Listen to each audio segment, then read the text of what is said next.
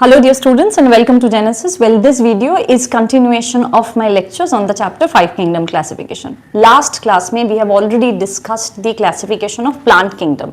आज हम लोग स्पेसिफिकली पढ़ने वाले हैं classification of animal kingdom. But before I start that quickly एक बार समझ लेते हैं difference between plants and animals. Plants they have chlorophyll pigment, hence they can prepare their own food from simple raw material like carbon dioxide and water by the process of photosynthesis.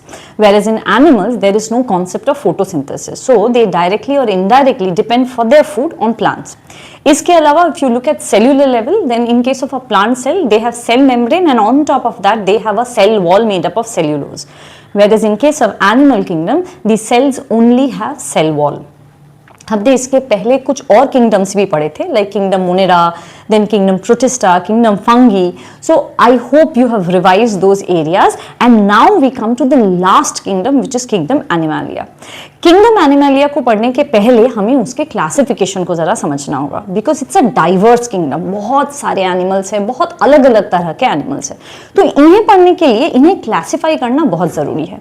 So the first classification of kingdom animalia is into invertebrates and vertebrates.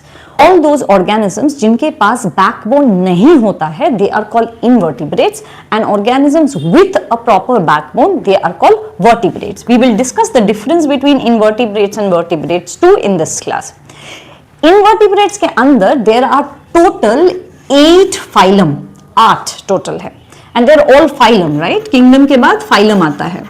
So what are those? Number 1 Porifera, number 2 Nidaria, 3 Platyhelminthes, 4 Nematoda, 5th Annelida, 6th Arthropoda, 7th Mollusca and 8th Echinodermata. ये 8 phylum को हम लोग details में समझेंगे with their respective examples. तो vertebrates में कौन आते हैं? वर्टिब्रेट में आता है ये last 1 phylum. This is only 1 phylum जो वर्टिब्रेट्स के अंदर है, that is called Chordata. We will also discuss Chordata in details, but उसके पहले जरा समझते हैं what are the differences between invertebrates and vertebrates. Okay, now we have come to the part जहाँ हम लोग vertebrates and invertebrates में basic differences समझेंगे. So let us start with invertebrates first. In case of invertebrates, they do not have internal skeleton, whereas vertebrates have internal skeleton. Internal skeleton मतलब bones within the body. जैसे हम जब x ray करते हैं, we can see there are bones inside our body, right? That is known as internal skeleton. Whereas in case of vertebrates, internal skeleton होता है, इनके body में कोई internal skeleton या framework नहीं है. Second, backbone is absent. They do not have any backbone, where in their case there is a backbone that gives support to the body.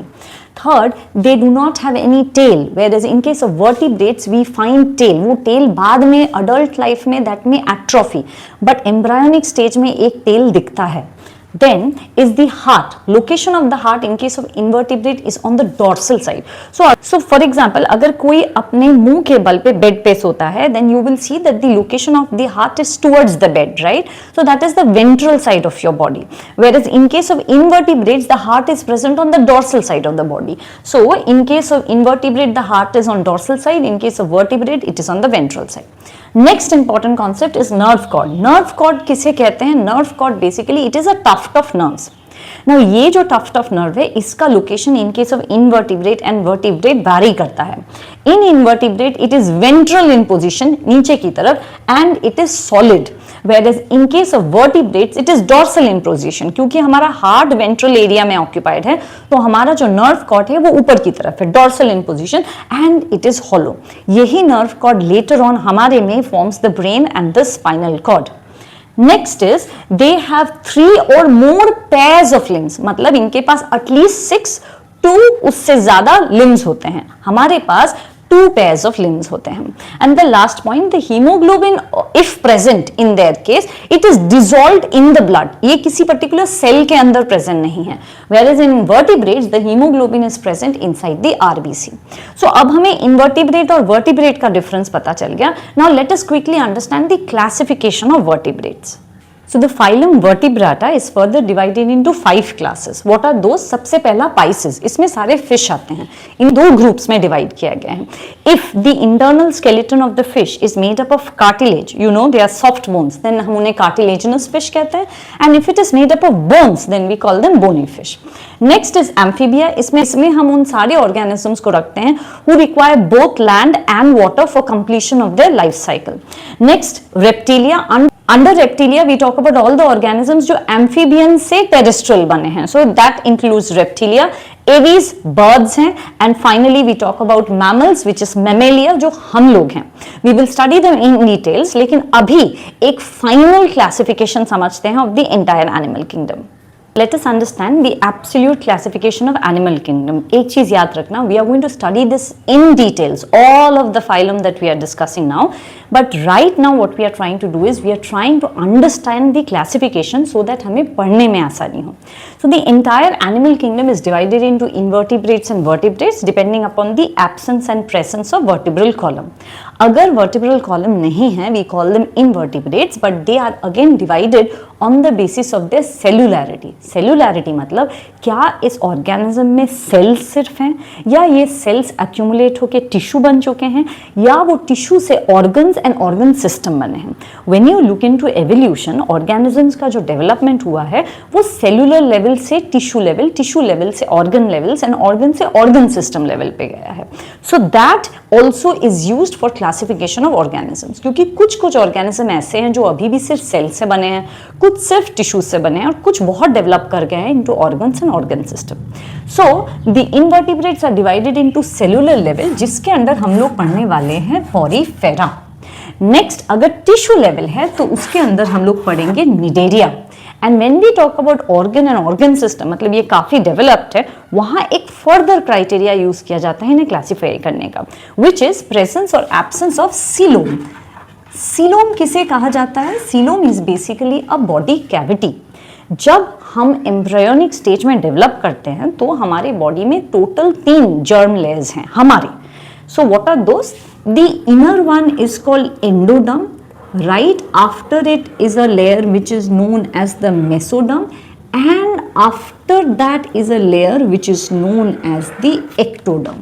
So 3 layer है. This is ectoderm, this is mesoderm, and this is endoderm. लेकिन इस endoderm and mesoderm के बीच there is a fluid filled cavity present, और इस fluid filled cavity का नाम है coelom. अगर ये कैविटी है तो हम उन ऑर्गेनिजम्स को सीलोमेट कहते हैं. अगर ये कैविटी नहीं है then we call those organisms acoelomate, मतलब इनका बॉडी एकदम ऐसा रहता है चिपका हुआ. It is not a cylindrical body, क्योंकि इनके बॉडी में कोई कैविटी ही नहीं है. वेयरएज हमारे बॉडी में वी आर सीलोमेट, कैविटी है जिसमें डिफरेंट ऑर्गन्स लाइक किडनी हो, गाट हो, ये सारे प्रेजेंट है. That is why our body is cylindrical. So अगर है then we call them coelomate, अगर नहीं है then we call them acoelomate. And और एक कंडीशन भी होता है where this is not a continuous layer. ये जो सीलोम है ये डिसकंटिन्यूअस फॉर्म में प्रेजेंट है. अगर वो डिसकंटिन्यूअस या अंडर डेवलप्ड फॉर्म में प्रेजेंट है तब हम उसे स्यूडोसिलोमेट कहते हैं. So when we discuss organs and organ system level, उसमें हम 3 लेवल में डिवाइड करेंगे. एसिलोमेट मतलब इनके बॉडी में कोई कैविटी नहीं है, एग्जाम्पल प्लैटीहेलमिन्थस. स्यूडोसिलोमेट मतलब कैविटी तो है लेकिन it is not a true cavity. वो क्या है I will discuss when I talk about this in details. उसका एग्जाम्पल हम लोग पढ़ेंगे नेमाटोडा. एंड देन फाइनली आता है सिलोमेट, जिनका बॉडी होगा cylindrical, there is proper cavity, उस कैविटी में ऑर्गन्स रहेंगे. सो अंडर सिलोमेट हम लोग पढ़ने वाले हैं Annelida, Arthropoda, Mollusca and Echinodermata. So आज के इस क्लास में हमने टोटल एनिमल किंगडम के क्लासिफिकेशन को समझा है. In my next class I am going to explain each of these phylums and the classes under them in details. So till then keep revising. If you have doubts, post it in the comment box, and if you like my channel, subscribe and share it with your friends. Thank you.